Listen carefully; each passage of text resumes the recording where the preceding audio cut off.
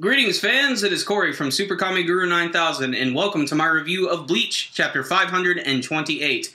Guess what, guys? We're finally gonna get to learn Kenpachi's sword's name. Oh my god, it's so awesome! Guess what? We're not! Fuck you, fuck you, fuck you, guys. You're not gonna get that, but you are going to get something really cool. A big prediction that we've all been wanting to see for the longest time finally comes to fruition in this chapter, but it takes a little bit of time to get there. First, we have to slog through a little bit of character moments with Ichigo and Ikumi.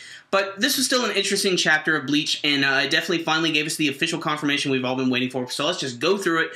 First and foremost, at the beginning of the chapter, Oetu just sent Ichigo away, and all of a sudden he's in the middle of the city, back at home, and he's like, what the hell? I thought I left my body with Urahara. Who has my body? It doesn't make sense. Then all of a sudden, Ichigo's dad comes out, and a scene that's actually pretty funny, Ichigo sees him, and he immediately flips his shit and just sort of runs away. And Ichigo's dad is just like, whatever, no big deal, I'll find him eventually. And that's where we get most of the chapter. We get to see Ichigo interacting with his employer, Ikumi, and it's mostly played up for laughs, and we get to see that he basically sees her as an older sister. But essentially, she's there just to console him and to calm him down because we're getting ready to get a big revelation thrown on us, and that comes at the end of the chapter. We get to see he's talking with her a little bit more, and then all of a sudden, his dad shows up yet again, and that's finally when we get our final sit-down talk. Now, son, when a man and a woman love each other, they sometimes fire their swords and guns and arrows at each other, and then somehow they create some sort of spiritual freaky baby that shouldn't exist. In all seriousness, there really isn't an explanation like that. What really goes on here is we get to see that Ichigo's dad sits him down, and he's like, well, son, here's what's really going on. You're not quite a Shinigami, and you're not exactly a human either. And a lot of this has to do with your mother. And we actually get a little bit of a flashback, something we've never seen before, which I think is really great because we need to learn a lot more about Ichigo's dad. And we get to see at some point he was having some crazy battle and he was wounded heavily. He has all these cuts and blood all over him, and it looks like no one's going to be able to help him. That is until this girl suddenly appears right in front of him, and he's like, who the hell are you? And she's like, well, I'm a Quincy. And she starts to heal him, and that's kind of where the chapter comes to a close. We get to see that Ichigo's dad reveals that his mother was indeed a Quincy, and that's where it stops. And I'm kind of guessing this is sort of the tried and true Romeo unrequited love story we've seen before. Romeo and Juliet. One's from this clan, the other's from this clan. They can't be together. And that's kind of what's happening here. I'm not quite sure how it works because obviously, you got these spiritual beings being with real people and everything.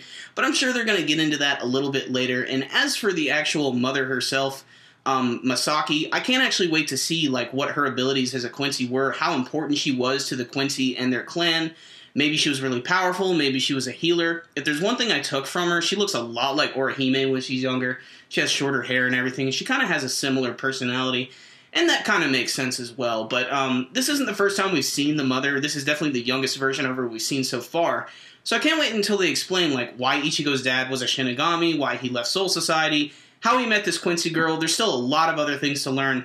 And the biggest question, what the hell is Ichigo? He's a human, Shinigami, Quincy, Vizard, Hollow. Who knows? I don't know. It's really interesting though. But this wasn't a slam-bam chapter, and it was another one of those chapters that sort of just slogged on a little. The middle of it was kind of slow, especially the stuff with Ikumi. But, and we all sort of knew his mom was going to be a Quincy at some point, and they definitely dragged it out a little bit at the end, especially with all the water droplet scenes, and they love doing those in anime and manga. But it wasn't a complete waste of a chapter. We finally have this in the books. We know she's a Quincy.